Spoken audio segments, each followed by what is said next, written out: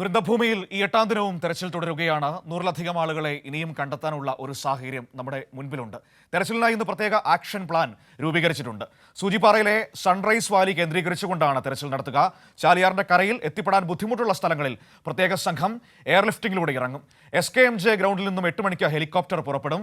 വിവരങ്ങളുമായി ഇപ്പോൾ സിജു ചേരുകയാണ് ചൂരൽമലയിൽ നിന്നും നമ്മളോടൊപ്പം. സിജു, ഇന്ന് ഈ ദുരന്തഭൂമിയിൽ ഇത് 8ാം ദിനമാണ്. ഇന്നും തെരച്ചിൽ തുടരുകയാണ്. ഇന്നത്തെ തെരച്ചിൽ നടപടികൾ ആരംഭിച്ചിട്ടുണ്ടോ? എന്താണിപ്പോൾ നടന്നുകൊണ്ടിരിക്കുന്നത്? ഒരു മഴ പെയ്ത് തോർന്നുപോയ ഒരു അന്തരീക്ഷം കാണാൻ കഴിയുന്നുണ്ട്.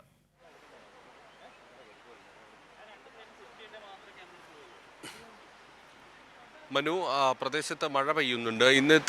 ഇന്നത്തെ പരിശോധന പ്രത്യേക ആക്ഷൻ പ്ലാൻ തയ്യാറാക്കിക്കൊണ്ടുള്ള പരിശോധനയാണ്. ഈ ചാലിയാറിൻ്റെ തീരത്ത് എത്തിപ്പെടാൻ കഴിയാത്ത മേഖലകളിലേക്ക് കൂടി പരിശോധന വ്യാപിപ്പിക്കുമെന്ന് കഴിഞ്ഞ ദിവസം മന്ത്രി കെ രാജൻ പറഞ്ഞിരുന്നു. ഈ ആദ്യഘട്ടം മുതൽ, ദുരന്തമുണ്ടായ ഘട്ടം മുതൽ, പുഞ്ചിരിമട്ടം മുതൽ ഈ ചൂരൽമല വരെയുള്ള ദുരന്ത ബാധിത മേഖലകളിൽ വലിയ പരിശോധനകൾ നടക്കുന്നു. അതോടൊപ്പം തന്നെ ചാലിയാറിൻ്റെ തീരത്ത് സന്നദ്ധ സംഘടനകളുടെ നേതൃത്വത്തിൽ DYFI യൂത്ത് ബ്രിഗേഡിൻ്റെ നേതൃത്വത്തിൽ ഉൾപ്പെടെ നടത്തിയ പരിശോധനയിൽ നിരവധി മൃതദേഹങ്ങൾ കണ്ടെത്താൻ കഴിഞ്ഞിട്ടുണ്ട്. എന്നാൽ അതേസമയം തന്നെ ഈ ഭൂമിശാസ്ത്രപരമായി വലിയ വെല്ലുവിളികൾ നേരിടുന്ന പ്രദേശം, മനുഷ്യർക്ക് നേരിട്ട് എത്തിപ്പെടാൻ പറ്റാത്ത മേഖലകളുണ്ട്. അത്തരം മേഖലകളിലേക്ക് കൂടി പരിശോധന വ്യാപിപ്പിക്കാനാണ് തീരുമാനിച്ചിരിക്കുന്നത്. 100-ലധികം ആളുകളെ കണ്ടെത്തേണ്ടതുണ്ട്. അതിന് ഹെലികോപ്റ്റർ ഉപയോഗിച്ചുള്ള എയർലിഫ്റ്റിംഗ് സംവിധാനം ഉപയോഗിച്ചുകൊണ്ട് 12-അംഗ വിദഗ്ധ സംഘത്തെ ഈ സ്ഥലത്ത് എത്തിക്കാനാണ് തീരുമാനിച്ചിരിക്കുന്നത്. ഫോറസ്റ്റിൻ്റെ 2 ഉദ്യോഗസ്ഥർ, അതോടൊപ്പം തന്നെ SOGയുടെ 4 ഉദ്യോഗസ്ഥർ, 4 സൈനികരടങ്ങുന്ന 12 പേരുടെ സംഘത്തെയാണ് ഈ പ്രദേശത്തേക്ക് കൊണ്ടുപോകാൻ പോകുന്നത് പരിശോധനയ്ക്കായി. ഈ എത്തിപ്പെടാനാവാത്ത എല്ലാ മേഖലകളിലും പരിശോധന നടത്താനാണ് തീരുമാനിച്ചിരിക്കുന്നത്. ഏതായാലും വലിയ വെല്ലുവിളി നിറഞ്ഞ ഒരു ദൗത്യമാണ് കഴിഞ്ഞ ദിവസങ്ങളിലൂടെ കടന്നു പോകുന്നത്. അതിൽ ഏറ്റവും വളരെ പ്രധാനപ്പെട്ട ഘട്ടത്തിലേക്ക് കടക്കുന്നു. ഏറ്റവും ബുദ്ധിമുട്ടേറിയ മേഖലകളിൽ കൂടി തിരച്ചിൽ നടത്തുകയാണ്. ഇവിടെ നിന്നും കാണാതായ മനുഷ്യരെ കണ്ടെത്തുന്നതിന് വേണ്ടി, അവരുടെ വിവരങ്ങൾ ശേഖരിക്കുന്നതിന് വേണ്ടി ഇപ്പോൾ അനൂപ് കൂടെ ചേരുന്നുണ്ട്. അനൂപ്, ഈ ചാലിയാറിൻ്റെ തീരത്ത് വലിയ രീതിയിൽ പരിശോധനകൾ കഴിഞ്ഞ ദിവസം നടന്നിരുന്നു. അതോടൊപ്പം തന്നെ പുഞ്ചിരിമട്ടം മുതൽ ഈ ചൂരൽമല വരെയുള്ള മേഖലകളിൽ റഡാർ സംവിധാനം ഉൾപ്പെടെയുള്ള പരിശോധനകൾ. പക്ഷേ എങ്കിലും എത്തിപ്പെടാൻ പറ്റാത്ത ചില മേഖലകൾ കൂടിയുണ്ട്. ഭൂമിശാസ്ത്രപരമായ വലിയ വെല്ലുവിളികൾ നേരിടുന്ന അത്തരം മേഖലകളിലേക്ക് കൂടി രക്ഷാദൗത്യം കടക്കുകയാണ്. അതിൽ ഏറ്റവും പ്രധാനപ്പെട്ടത് ഈ മേഖലകളിൽ, പ്രത്യേകിച്ച് നമ്മൾ ഇന്ന് പറയുന്ന ഈ സൺറൈസ് വാലി, സൂചിപ്പാറ, അതുപോലെ കാന്തമ്പാറ തുടങ്ങിയ മേഖലകളെല്ലാം തന്നെ ഇതിന് തൊട്ട് താഴെയുള്ള പ്രദേശങ്ങളാണ്. അവിടെ ഉള്ള പ്രദേശങ്ങൾ പ്രത്യേകത പറഞ്ഞാൽ ഈ മലപ്പുറം വനാതിർത്തിയോട് ചേർന്ന് കിടക്കുന്ന ഈ പ്രദേശങ്ങൾ ചെങ്കുത്തായ മലനിരകളുള്ള പ്രദേശമാണ്. സൂചിപ്പാറ, വെള്ളച്ചാട്ടം പോലുള്ള സ്ഥലങ്ങൾ നമ്മൾ പ്രത്യേകം നമുക്കറിയാം. അതിന് കീഴ്ഭാഗം എന്ന് പറയുന്നത് അവിടേക്ക് മനുഷ്യർക്ക് എത്തിപ്പെടാൻ അതീവ ദുർഘടമാണ്. അതുകൊണ്ട് തന്നെയാണ് കഴിഞ്ഞ ദിവസം ആളുകളെല്ലാം ആ മേഖലകളിൽ നിന്ന് തിരച്ചിൽ വന്ന ആളുകൾ അവിടെ ഒരു ദിവസം രാത്രി കുടുങ്ങി പോവുകയും അവിടുന്ന് എയർലിഫ്റ്റിംഗ് പോലും സാധ്യമല്ലാതിരുന്ന ഘട്ടമൊക്കെ നമ്മൾ കണ്ടതാണ്. ഏതായാലും ആ സ്ഥലങ്ങളിൽ ഇത്തരമൊരു ദുർഘട സാധ്യത ഉള്ളതുകൊണ്ട് ഈ നാട്ടുകാരെയും മറ്റും വെച്ച് നടത്തുന്ന രക്ഷാപ്രവർത്തനം മറ്റൊരു അപകടത്തിലേക്ക് ഒരുപക്ഷെ കാരണമായേക്കാം. അതുകൊണ്ട് തന്നെ അവിടെ പ്രത്യേക വൈദഗ്ധ്യവും പരിശീലനം ലഭിച്ച ആളുകളെ എത്തിക്കുക എന്നുള്ളതാണ് ജില്ലാ ഭരണകൂടം കഴിഞ്ഞ ദിവസം തീരുമാനിച്ചത്. അതിൻ്റെ അടിസ്ഥാനത്തിലാണ് ഇന്ന് ആ തെരച്ചിൽ നടക്കുന്നത്. അതിൽ 2 വനവകുപ്പ് ഉദ്യോഗസ്ഥരുണ്ടാവും, അതോടൊപ്പം SOGക്കാർ 4 പേരുണ്ടാവും, സൈനികർ 6 പേരുണ്ടാവും. അങ്ങനെ 12 പേരടങ്ങുന്ന ഒരു പ്രത്യേക സംഘമാണ് ആ മേഖലകളിൽ ഇന്ന് തെരച്ചിൽ നടത്തുക. അത് 8 മണിക്ക് ആരംഭിക്കും. കൽപ്പറ്റ SKMJ സ്കൂളിൽ നിന്ന് ഹെലികോപ്റ്റർ വഴി അവരെ എയർലിഫ്റ്റിംഗ് വഴി അവിടേക്ക് എത്തിക്കും. അതിനുശേഷം ഏതെങ്കിലും തരത്തിൽ മൃതദേഹഭാഗങ്ങളോ മൃതശരീരങ്ങളോ കാണുകയാണെങ്കിൽ അവരെ ഹെലികോപ്റ്റർ വെച്ച് എയർലിഫ്റ്റ് ചെയ്യും, ഇവിടേക്ക് തന്നെ എത്തിക്കും. അതാണ് ഇപ്പോൾ തീരുമാനിച്ചിരിക്കുന്നത്. നമ്മൾ ആ പ്രദേശത്തിൻ്റെ ഒരു പ്രത്യേകതയാണ്. പ്രത്യേകിച്ച് ഈ DFOയുടെ നേതൃത്വത്തിലുള്ള വനവകുപ്പ് ഉദ്യോഗസ്ഥരൊക്കെ ഇന്ന് ആ തെരച്ചിലിന് പങ്കെടുക്കുന്നുണ്ട്. അതിന് പ്രധാനപ്പെട്ട കാരണം ഈ മേഖലകളിൽ പ്രാദേശികമായ ഒരു അറിവ് വളരെ പ്രധാനപ്പെട്ടതാണ്. ആ മേഖലകളിലേക്ക് ചെന്ന് ഇറങ്ങുന്നതും അവിടെയുള്ള ഭൂപ്രദേശങ്ങളുടെ പ്രത്യേകതയെല്ലാം മനസ്സിലാക്കേണ്ടത് അത്യാവശ്യമാണ്. അതുകൊണ്ട് 2 വനവകുപ്പ് ഉദ്യോഗസ്ഥരെ അതിലേക്ക് DFOയുടെ നേതൃത്വത്തിൽ അവിടെ ഏർപ്പെടുത്തിയിട്ടുണ്ട്. അതിൻ്റെ പ്രധാനപ്പെട്ട കാരണം ഈ പ്രദേശത്തെക്കുറിച്ച് വനവകുപ്പിന് മറ്റുള്ളവരേക്കാൾ കൂടുതൽ കാര്യങ്ങൾ അറിയാമെന്നുള്ളതാണ്.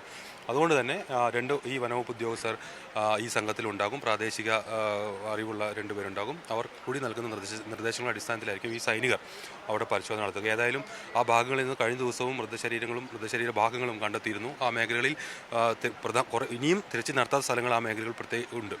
അതുകൊണ്ട് തന്നെയാണ് ആ മേഖലകൾ കേന്ദ്രീകരിച്ചുള്ള തെരച്ചിൽ ഇന്ന് പ്രത്യേകമായിട്ട് ഒരു പ്രത്യേക ആക്ഷൻ പ്ലാനിലൂടെ നടത്താൻ ഇന്ന് ജില്ലാ ഭരണകൂടം തീരുമാനിച്ചിരിക്കുന്നു. ഈ അത്യന്തം ദുർഘടമായ ഒരു മേഖല എന്ന് പറഞ്ഞു, മനുഷ്യർക്ക് നേരിട്ട് പോകാനുള്ള ബുദ്ധിമുട്ട്. കഴിഞ്ഞ ദിവസം നമ്മൾ കണ്ടതാണ് 18 പേർ അവിടെ പോയി കുടുങ്ങി, പിന്നെ അവരെ പുറത്തെത്തിക്കാനുള്ള ഒരു ബുദ്ധിമുട്ട്. അപ്പോൾ അത് മറികടക്കുന്നതിന് വേണ്ടി ഈ വിദഗ്ധ സംഘത്തിൻ്റെ ഒരു സേവനം പ്രയോജനപ്പെടും, എയർലിഫ്റ്റിംഗ് പ്രയോജനപ്പെടുമെന്നാണ് പ്രതീക്ഷിക്കുന്നത്. അതെ, നമ്മൾ കഴിഞ്ഞ ദിവസം മലപ്പുറത്ത് നിന്ന് നിലമ്പൂരിൽ നിന്ന് ഒരു 4 പേര് രക്ഷാപ്രവർത്തകർ, അവർ ഈ ഭാഗത്തുള്ള ആളുകളുടെ ബന്ധുക്കളാണ്. അവർ സ്വമേധയാ ഈ തെരച്ചിലുമായിട്ട് ആ ദുർഘട മേഖലയിലേക്ക് എത്തിപ്പെടുകയും അവിടെ കുടുങ്ങിപ്പോവുകയും ചെയ്യേണ്ടത്. അവിടെ എയർലിഫ്റ്റിംഗ് എന്ന് വെച്ചാൽ ഈ കാലാവസ്ഥ പ്രതികൂലമായി കഴിഞ്ഞാൽ ഈ എയർലിഫ്റ്റിംഗ് അവിടെ സാധ്യമല്ല. അത്രയും ദുർഘടമായിട്ടുള്ള പ്രദേശമാണ്. ഒരു താഴ്ഭാഗത്തേക്ക് താഴ്വാരത്തേക്ക് ഇറക്കണം, വലിയ ചെങ്കുത്തായ ഒരു പ്രദേശം കൂടിയാണ്. അപ്പോൾ കഴിഞ്ഞ ദിവസം ഇതേപോലെ രക്ഷാപ്രവർത്തകർ തന്നെ അവിടെ കുടുങ്ങിപ്പോയിരുന്നു. അവരൊക്കെ വളരെ ശ്രമകരമായാണ് അവിടേക്ക് എത്തിച്ചത്. അപ്പോൾ അവിടെ ഇത്തരത്തിലുള്ള ശ്രമം ഇനി നടത്തേണ്ടതാണ്. അതായത് ഈ പ്രാദേശികമായ അറിവോ അല്ലെങ്കിൽ പ്രത്യേക പരിശീലനം ലഭിച്ചവരോ അല്ലാതെ ഈ ഭാഗങ്ങളിൽ തെരച്ചിൽ നടത്തുന്നത് അപകടകരമാണെന്നാണ് ജില്ലാ ഭരണകൂടം പറയുന്നത്. അതുകൊണ്ടാണ് ഈ പ്രാദേശിക അറിവുള്ള വലകരെ ഉൾപ്പെടുത്തിക്കൊണ്ട് ഒരു സജ്ജീകരണം എന്ന് പ്രധാനമായും ചെയ്തിരിക്കുന്നത്. ഈ ദുരന്തമുണ്ടായ ഒരു സമയം മുതൽ ഈ സ്ഥലത്ത് പുലർച്ചെ മുതൽ തന്നെ അനൂപ് ഇവിടെ വന്ന് റിപ്പോർട്ട് ചെയ്യുന്നതാണ്. ഈ മേഖലകളെക്കുറിച്ച് കൃത്യമായൊരു ധാരണയും ഉള്ള ഒരാളാണ്. അപ്പോൾ ഈ പുഞ്ചിരിമട്ടം മുതൽ ഇപ്പോൾ നമ്മൾ നിൽക്കുന്ന ചൂരൽമല വരെയുള്ള ഭാഗത്തെ പരിശോധനകൾ കഴിഞ്ഞ ദിവസങ്ങളിലെല്ലാം കണ്ടതാണ്. ഇനി വരും ദിവസങ്ങളിൽ എങ്ങനെയായിരിക്കും ആ പരിശോധന?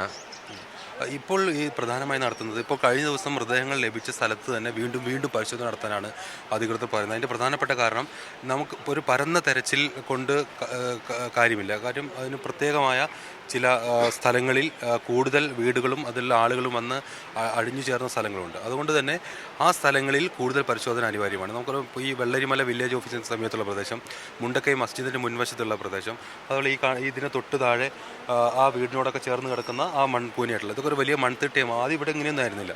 നമ്മൾ ഈ സ്ഥലമൊക്കെ നമ്മൾ തൊട്ട് തലേ ദിവസം ഈ പുഞ്ചിരിമലയിലും ഒക്കെ പുഞ്ചിരിമറ്റം പുഴയിൽ വലിയ തോതിൽ വെള്ളം കയറുന്നു. ആ സമയത്ത് നമ്മളിവിടെ വന്നു പോയതാണ്.